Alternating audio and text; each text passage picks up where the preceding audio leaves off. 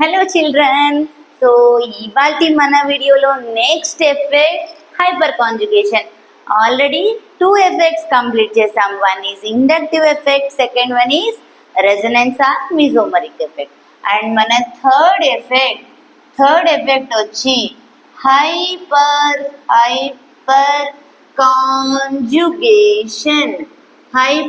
Conjugation. అరే hyper అనగానే hyper movie ఒకటి ఉంది, రామ్ కదా, Ram Pothineni.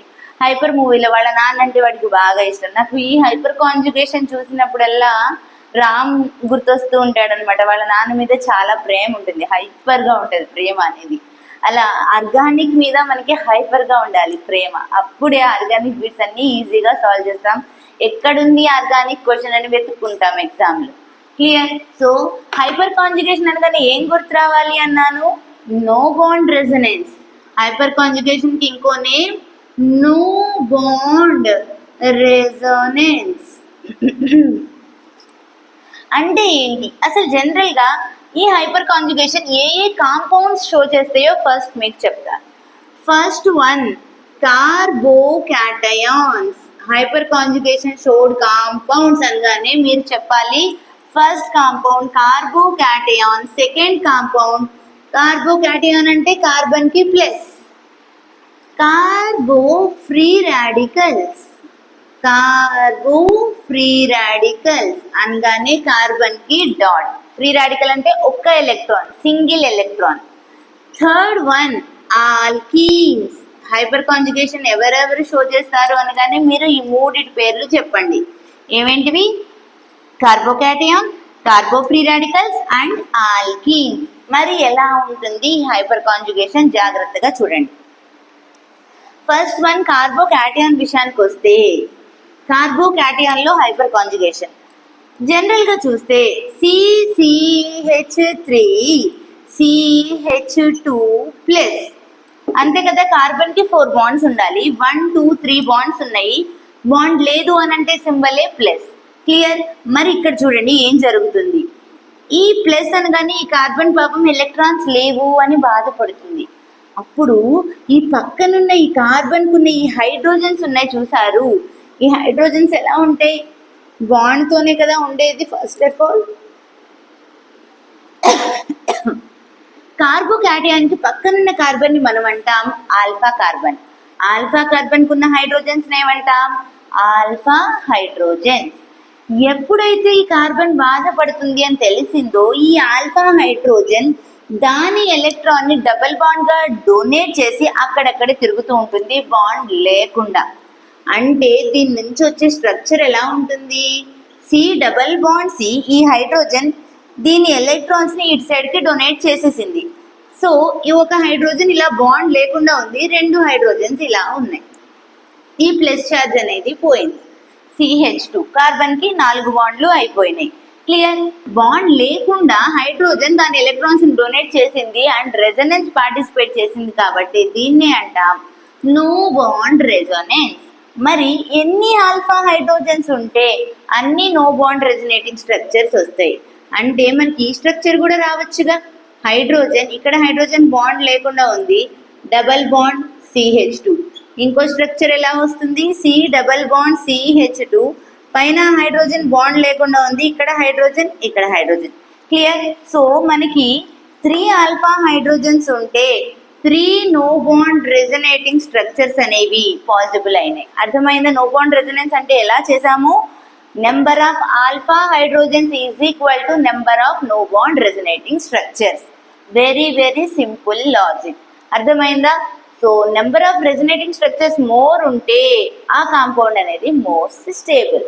Clear? So questions ఎట్లా అడుగుతాడో చూద్దాం. రాసుకున్నారు కదా, ఇప్పుడు క్వశ్చన్స్ చూద్దాం.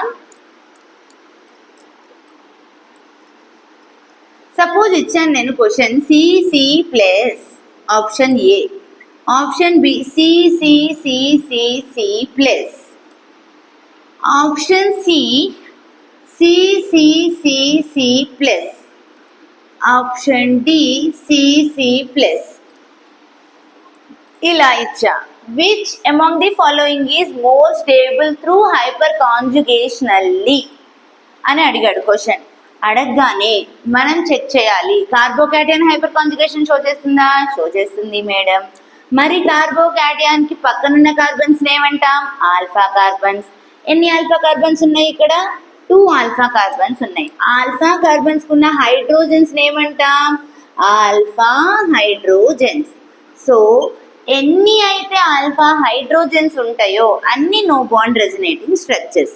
ఇక్కడి నుంచి వచ్చి 6 no bond resonating structures, 6 alpha hydrogens. కాబట్టి ఇక్కడ 9 ఆల్ఫా హైడ్రోజన్స్, 9 ఆల్ఫా హైడ్రోజన్స్ అంటే 9 no bond resonating structures.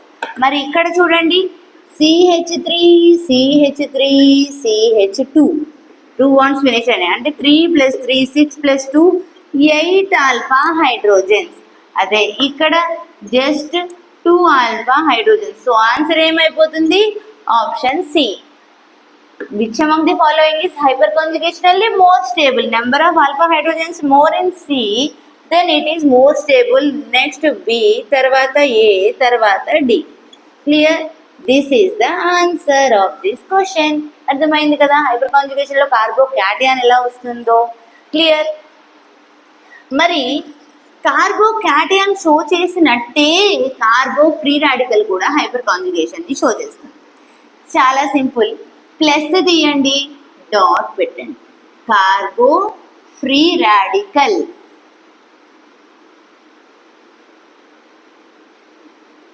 కార్బో free radical. మరి ఇక్కడ చూడండి, కార్బో ఫ్రీ రాడికల్ లో hyper conjugation same. కార్బో free radical కి పక్కనున్న కార్బన్ ని ఆల్ఫా కార్బన్ అంటాం. ఆల్ఫా కార్బన్ కున్న హైడ్రోజన్స్ ని ఆల్ఫా హైడ్రోజన్స్ అంటాం. సో 1 బాండ్ ఫినిష్ అయిందంటే ఎన్ని ఆల్ఫా హైడ్రోజన్స్ ఉంటాయి? 3 ఆల్ఫా హైడ్రోజన్స్ ఉంటాయి.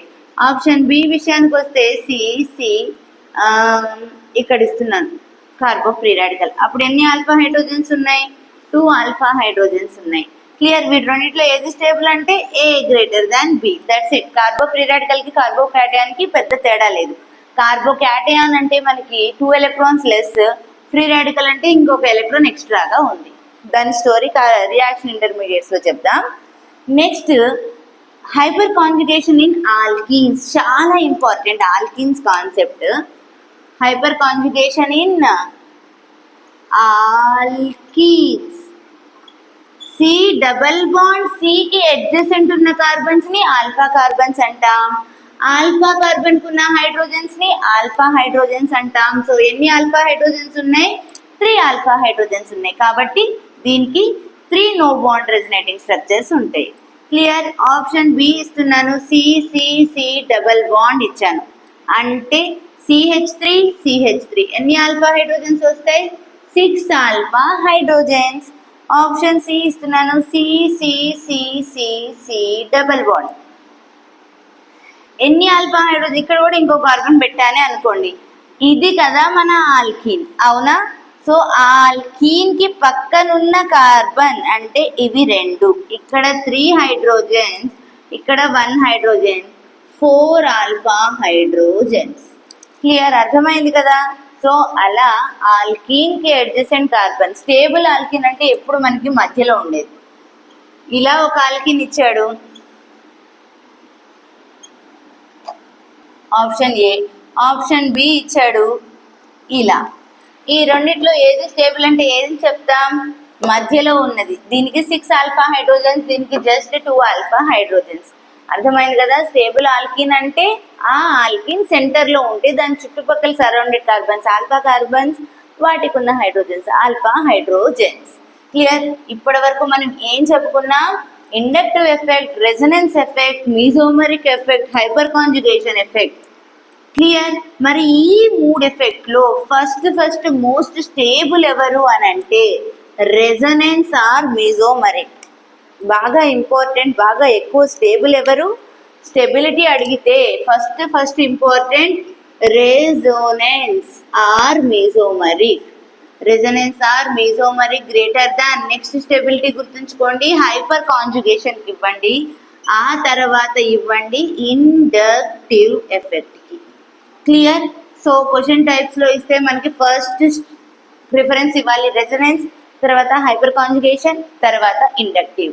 ఈ విధంగా మనం ఎఫెక్ట్స్ అనే దాన్ని కంప్లీట్ చేసుకున్నాం. ఎలక్ట్రోమెరిక్ ఎఫెక్ట్, టెంపరీ ఎఫెక్ట్, దాని గురించి పెద్దగా క్వశ్చన్స్ ఏమీ రావు.